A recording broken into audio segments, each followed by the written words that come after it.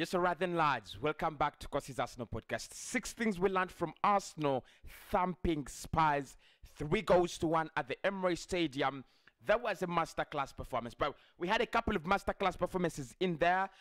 There are some, of course, we are going to try to summarize the game in 6 things, but I think it could be 10 things. It could be 15 things. We saw so many things in that game, and obviously a couple of good positives, especially from some of the players. So here are the 6 things we learned from Arsenal 3, Spurs 1. Number 1, Saka's world-class performance.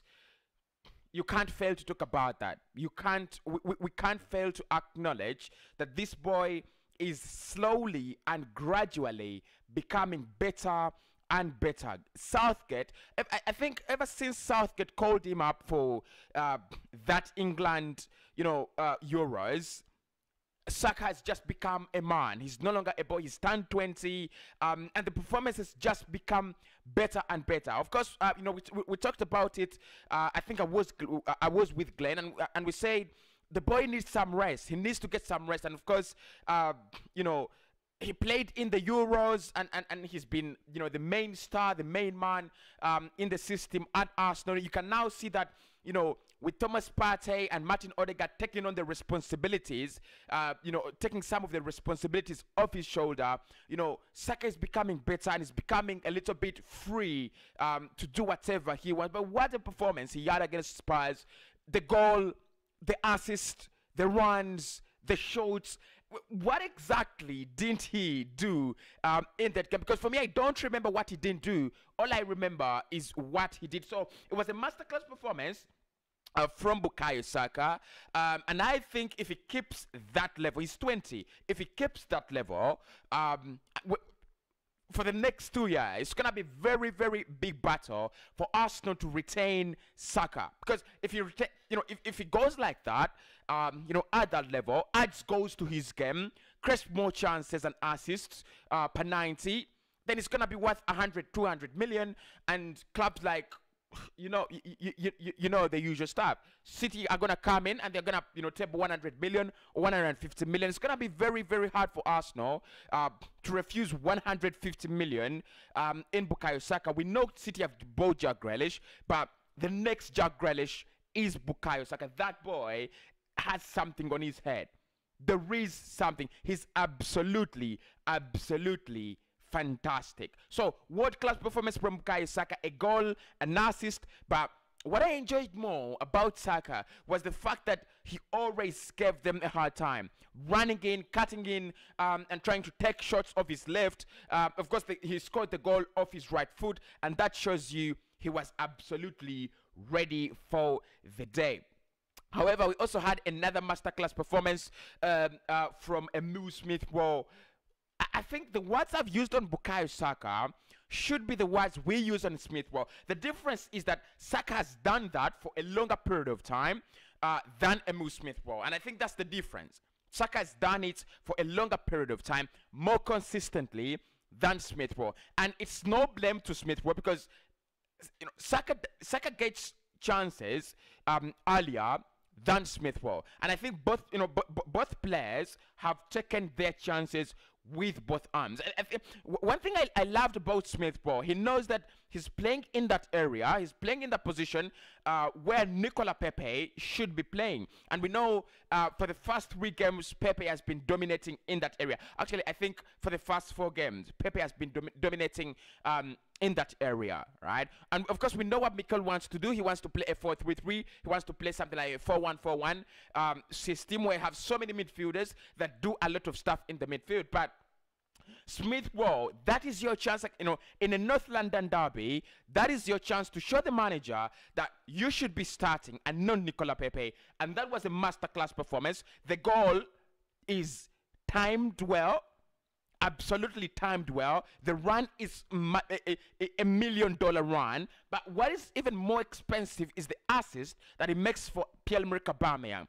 The awareness, the link-up play with Aubameyang first in the first place, in the build-up, and then the awareness that Aubameyang is going to be arriving just in the 18 years box and then cutting the ball back across. just fantastic. So I think Smith Rowe also had a very, very masterclass performance in that game. Point number 3 is Ramsdale is already giving us better than what Leno is providing. And I'm not lying. I'm absolutely not lying. Ramsdale is giving Arsenal better than what Leno was giving us. Now, don't get me wrong. I love Leno, and you know that.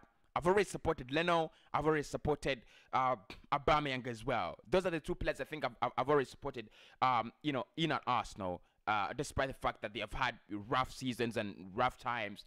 But truth is truth. Ramsdale is already giving us more than Leno, right? Because with Leno, you have a basic goalkeeper that keeps you in a basic game. But in the North London derby, where you have Heung-min Son, you know, trying, because that was a power chop, you know, shot in the first half. Heung-min Son decides to go for absolute power. And you could see it, you could sense it, you could feel it. You know, it was absolute power. And Ramsdale stands his ground, doesn't get shaken, crosses his arms together and puts it out. But how about the Lucas Moura shot and the save from... Let's talk about both of them. The shot is absolutely magnificent. Of course, we know Lucas Moura can do that. He can make things like that happen in that distance, in that area. But what about the save from Aaron Ramsdale? Oh my God, I thought he could, you know, I thought he had, you know, he had his back. He's so, look, it's out of this world. It's absolutely out of this world, because he decides to go with both hands in the air, tries the first hand, it doesn't get there, but just doesn't give up and tries the second hand, and that's magnificent, isn't it? That is absolutely magnificent. So Ramsdale is giving us better than what Leno was providing. Keep us alive in the North London derby. Keep us alive in games. No, you can see the communication. You can feel a goalkeeper who doesn't want to concede. The presence of a goalkeeper that absolutely doesn't want to concede a goal. That is what Aaron Ramsdale provides. And I just feel Leno is going to struggle to get back to into Arsenal's 11 a lot. It's going to struggle a lot to get into Arsenal's 11. I think it's 0.4, I don't know, 0.4, 0.5. Should be 0.4. Arteta is getting better as a manager. I don't know how many people will agree with me on this, but we know he's not good enough for a club like Arsenal. We know he's a novice, and we know this is the hardest job you ever get as a novice, as a fresher. That is the biggest job you get, you know, at the moment. Arsenal, drowning Arsenal. But I think it's getting better. In the last 3 games, you have seen footprints of, you know, of the would-be good manager they have been telling us about Mikel. Because in that game, one of the things I loved about it is he quickly acknowledges that there will be spaces to exploit in Tottenham Hotspur, because that is how Crystal Palace exploited them. That is how Chelsea exploited them. They always leave those large trenches of space. And what he did is he went for that, right? He also went for that. Exploit the spaces left by Spurs. And look, 3-0 by 34 minutes, the game is over. And that's it. That's what you want. So I think it's becoming better. And to prove my point that he's becoming better as a manager, look at how he handles the second half, right? Look at how he handles the second half. Because Spurs were known to losing anything. They had nothing to lose in that second half. They were going to come out and throw everything on the table, as if they were playing poker. And they did. They attacked from minute 1 of the second half until minute 90, minute 45 of the second half. But what Mikel decided to do is, I'm going to go easy. I'm going to make it hard for them. I'm going to tone down the pace of that game, right? And that's what he did, right? He's becoming a better manager. I don't know whether he can turn things around, but we're in position 10, and that gives him a lot of time for relief. I think it does, right? Finally, we have a team structure. That is my point 5. Finally, we've got a structure together. Now we can bind players to fit into the structure and maybe challenge for challenge for silverware. I don't know what Cronky thinks about the team winning silverware, but we've got a structure. Clap for yourselves, Arsenal fans. Congratulations. We've got a team structure, and I've always wanted that, right? I've always asked for that. Because with a team structure, what I mean is you have around 8 players that are consistent in an Arsenal 11.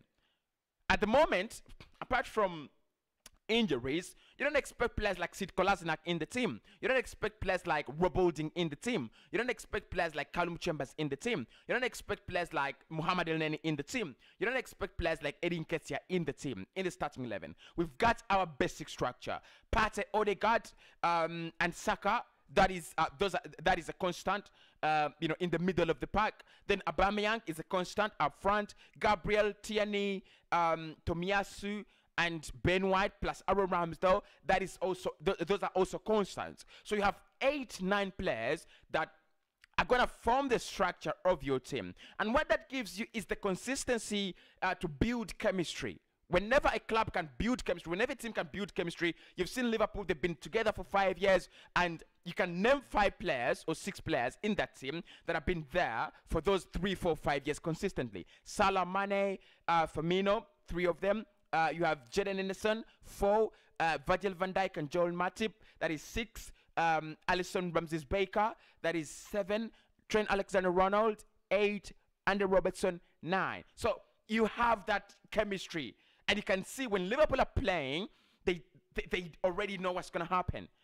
They can predict each other's moves. Their football just flows. It's going to take time for Arsenal's football to flow, because for me, at the moment, it's absolutely not flowing yet. But we've got a structure, and that should be a big positive. Lastly, our blood clot was on fire yesterday, my man. Yeah, he was on fire. Let's agree to that.